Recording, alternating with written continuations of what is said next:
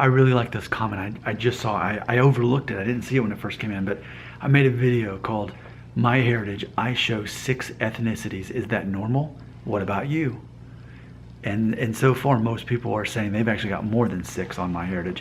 So here's what Chris in Hawaii says, and I love this comment. Quote, I was born and raised in Hawaii, a place where at least 10 nations sent its citizens to come and work on our pineapple and sugar plantations in the 1800s.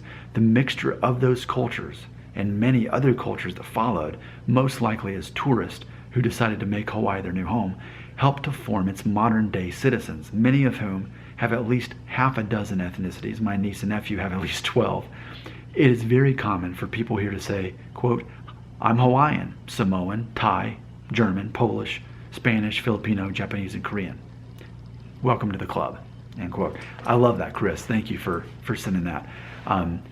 One of my favorite shows ever on Netflix, Anthony Bourdain, Parts Unknown.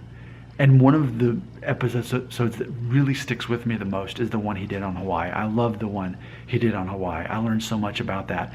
And the whole premise of that episode was him, as he interviewed people who were from Hawaii, as he sort of awkwardly asked them what it means to be Hawaiian.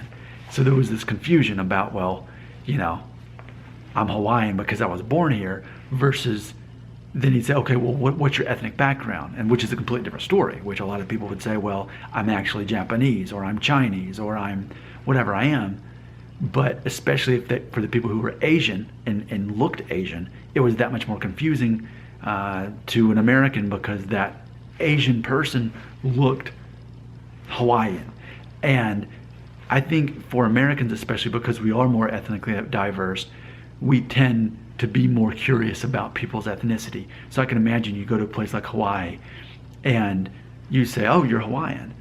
Well, again, if you're born there, you're Hawaiian and you're American. But then there's also going to be an ethnicity, which could be more than one thing, and easily could be. So that's why I love this comment. I'm so grateful for that. And I think, I don't know, I think I'm more fascinated by ethnicity than maybe most people. And people will comment and show me stuff that I didn't even understand about myself, about how I can say, well, yeah, I'm a quarter Mexican, you know, and someone will, well, that's not actually a real thing. You can't be a quarter Mexican, because if you're Mexican, you are born in Mexico. Just because your grandmother, and even my grandmother was born in America. It was my great-grandparents that were born in Mexico, and they were actually officially Mexican. So it's interesting and confusing, and therefore intriguing.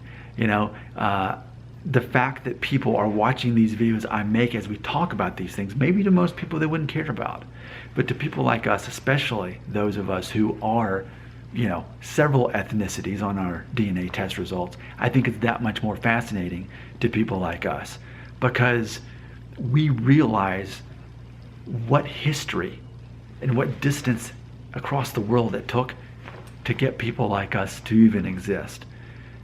So I am fascinated by that, and I think that's a really cool response. I haven't really thought about Hawaii. There's certain countries that I automatically think of that are by default more ethnically mixed, like Mexico, for example, Philippines.